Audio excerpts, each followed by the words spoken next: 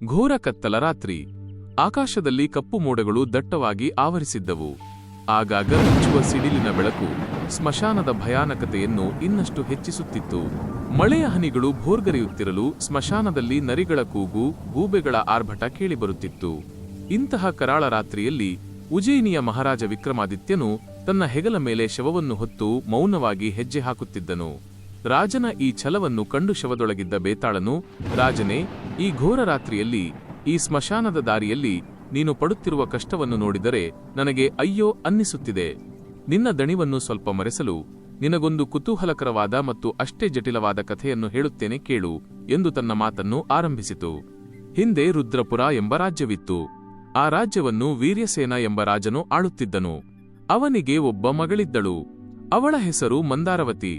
ಮಂದಾರವತಿಯ ಸೌಂದರ್ಯವನ್ನು ವರ್ಣಿಸಲು ಪದಗಳೇ ಸಾಲದಾಗಿದ್ದವು. ಅವಳ ಮುಖವು ಹುಣ್ಣಿಮೆಯ ಚಂದ್ರನಂತೆ ಪ್ರಕಾಶಮಾನವಾಗಿತ್ತು. ಅವಳ ಕಣ್ಣುಗಳು ಕಮಲದ ದಳಗಳಂತೆ ಅರಳಿದ್ದವು. ಅವಳು ನಡೆದರೆ ಹಂಸದ ನಡಿಗೆಯಂತೆ ಭಾಸವಾಗುತ್ತಿತ್ತು. ಅವಳ ಧ್ವನಿ ಕೋಗಿಲೆಯ ಇಂಪನ್ನು ಮೀರಿಸುತ್ತಿತ್ತು. ಕೇವಲ ಸೌಂದರ್ಯವಷ್ಟೇ ಅಲ್ಲ, ಅವಳು ವಿದ್ಯೆ, ವಿನಯ ಮತ್ತು ಗುಣಗಳಲ್ಲೂ ಶ್ರೇಷ್ಠಳಾಗಿದ್ದಳು. ಅವಳ ಸೌಂದರ್ಯದ ಸುದ್ದಿ ಅಕ್ಕಪಕ್ಕದ ರಾಜ್ಯಗಳಿಗೂ ಹಬ್ಬಿತ್ತು. ಇಂತಹ ಸುಂದರಿಯನ್ನು ಮದುವೆಯಾಗಲು ಅನೇಕ ರಾಜಕುಮಾರರು, ವೀರರು ಮುಂದೆ ಬಂದರು. ಆದರೆ ಅವರಲ್ಲಿ 3 ಯುವಕರು ಅವಳನ್ನು ಪ್ರಾಣಕ್ಕಿಂತ ಹೆಚ್ಚಾಗಿ ಪ್ರೀತಿಸುತ್ತಿದ್ದರು. ಈ 3 ಒಂದೇ ಊರಿನವರು ಮತ್ತು ಉತ್ತಮ ಕುಲದವರು. ಮೊದಲನೆಯವನು ಮಹಾನ್ ಪಂಡಿತ, ಶಾಸ್ತ್ರಗಳನ್ನು ಅರಿತವನು, ಮಂತ್ರವಿದ್ಯೆಯಲ್ಲಿ ಆಸಕ್ತಿ ಉಳ್ಳವನು. ಎರಡನೆಯವನು ಬಲಶಾಲಿ, ದೇಹದಾರ್ಢ್ಯ ಮತ್ತು ಶಸ್ತ್ರವಿದ್ಯೆಯಲ್ಲಿ ನಿಪುಣ. ಮೂರನೆಯವನು ಸೌಮ್ಯ ಸ್ವಭಾವದವನು, ಪ್ರೀತಿ ಮತ್ತು ತ್ಯಾಗವೇ ಇವನ ಜೀವನವಾಗಿತ್ತು. ಈ 3 ಮಂದಾರವತಿಯ ತಂದೆಯ ಬಳಿ ಹೋಗಿ, ನಾವು ನಿಮ್ಮ ಮಗಳನ್ನು ಪ್ರೀತಿಸುತ್ತಿದ್ದೇವೆ. ಅವಳಿಲ್ಲದೆ ನಾವು ಬದುಕಲಾರೆವು. ದಯವಿಟ್ಟು ಅವಳನ್ನು ನಮಗೆ ಕೊಟ್ಟು ಮದುವೆ ಮಾಡಿ ಎಂದು ಕೇಳಿಕೊಂಡರು. ರಾಜವೀರ್ಯಸೇನನಿಗೆ ದೊಡ್ಡ ಧರ್ಮ ಸಂಕಟ ಎದುರಾಯಿತು. 3 ಸಮಾನ ಗುಣವುಳ್ಳವರು, ಸಮಾನ ರೂಪವುಳ್ಳವರು ಮತ್ತು ಸಮಾನ ಯೋಗ್ಯತೆ ಉಳ್ಳವರು. ಇವರಲ್ಲಿ ಯಾರಿಗೆ ತನ್ನ ಮಗಳನ್ನು ಕೊಡುವುದು? ಒಬ್ಬರಿಗೆ ಕೊಟ್ಟರೆ ಉಳಿದ 2 ಪ್ರಾಣ ಬಿಡಬಹುದು ಅಥವಾ ಶತ್ರುಗಳಾಗಬಹುದು.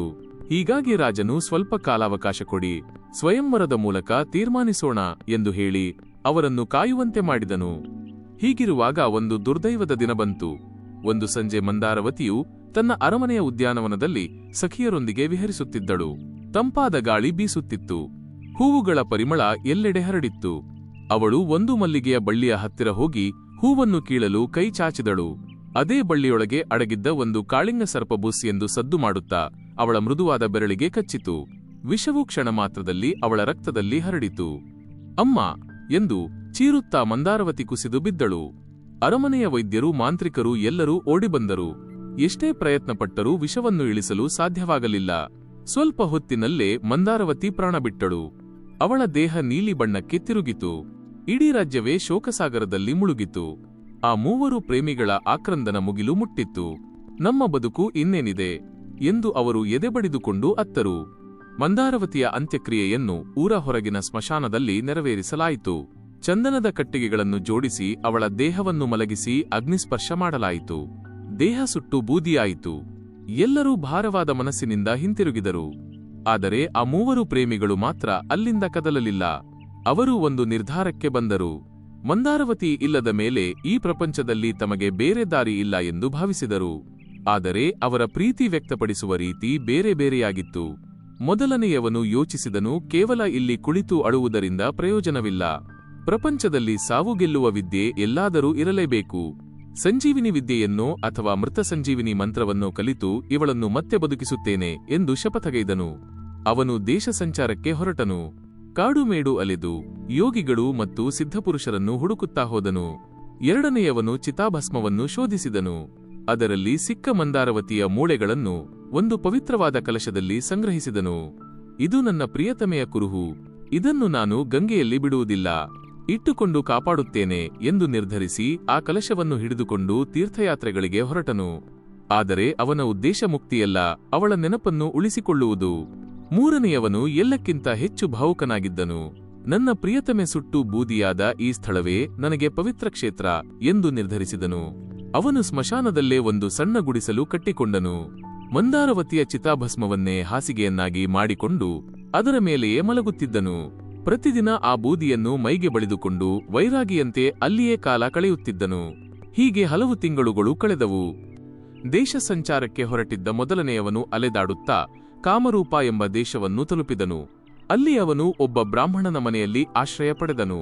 ಒಂದು ದಿನ ಊಟಕ್ಕೆ ಕುಳಿತಾಗ ಆ ಮನೆಯ ಮಗು ಅಳಲು ಶುರುಮಾಡಿತು. ಎಷ್ಟೇ ಸಮಾಧಾನಪಡಿಸಿದರೂ ಮಗು ಸುಮ್ಮನಾಗಲಿಲ್ಲ. ಸಿಟ್ಟುಗೊಂಡ ಬ್ರಾಹ್ಮಣನು ಆ ಮಗುವನ್ನು ಎತ್ತಿ ಉರಿಯುತ್ತಿದ್ದ ಬೆಂಕಿಯ ಒಲೆಯಲ್ಲಿ ಎಸೆದುಬಿಟ್ಟನು. ಮಗು ಸುಟ್ಟು ಕರಕಲಾಯಿತು.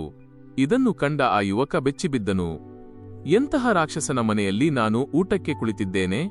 ಬ್ರಹ್ಮಹತ್ಯೆ ಮಾಡಿದ ಪಾಪಿಯ ಅನ್ನ ನನಗೆ ಬೇಡ ಎಂದು ಎದ್ದು ಹೊರಡಲು ಅನುವಾದನು.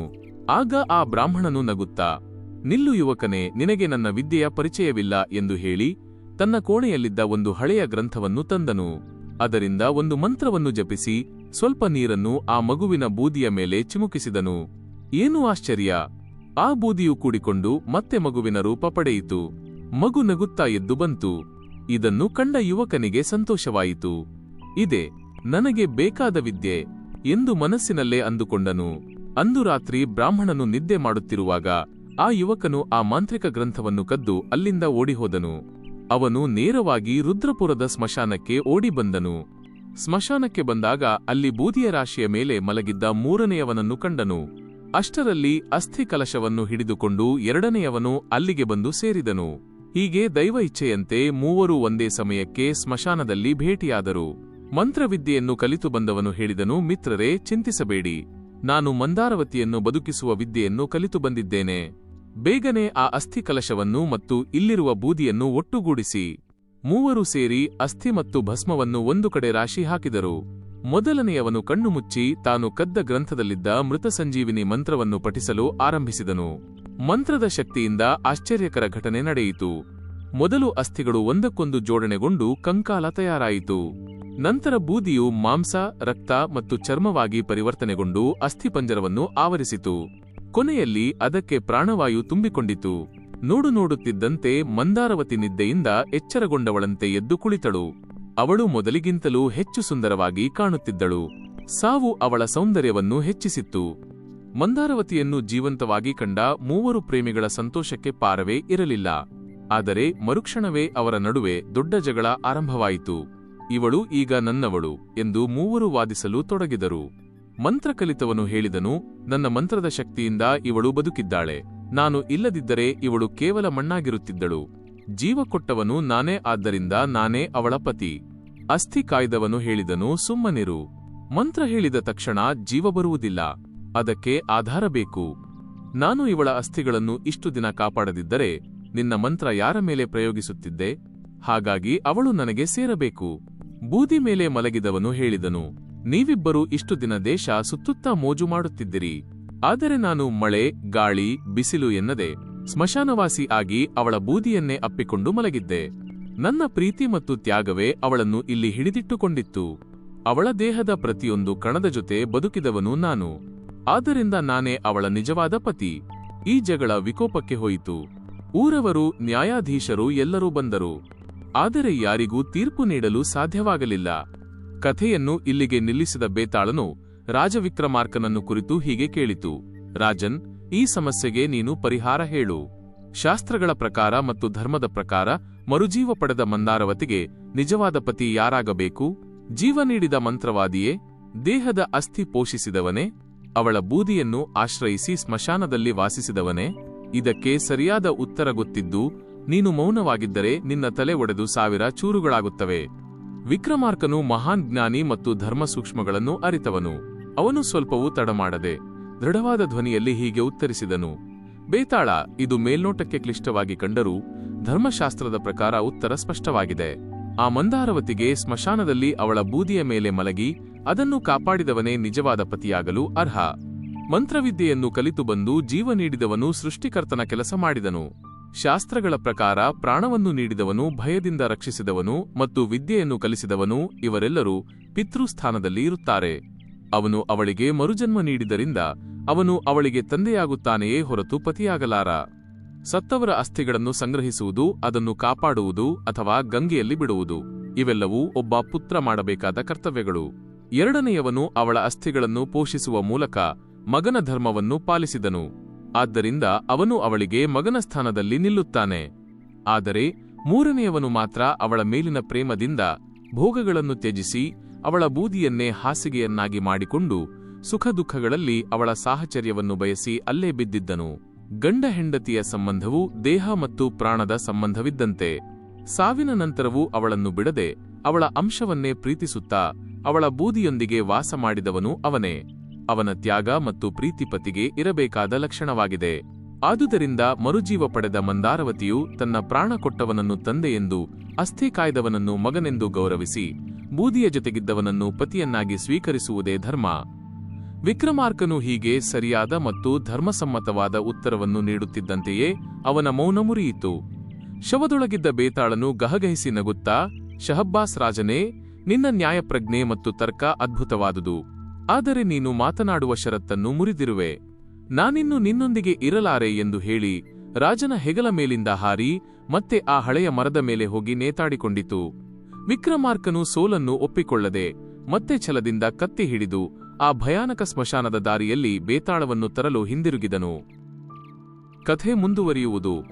Please subscribe and click the bell icon.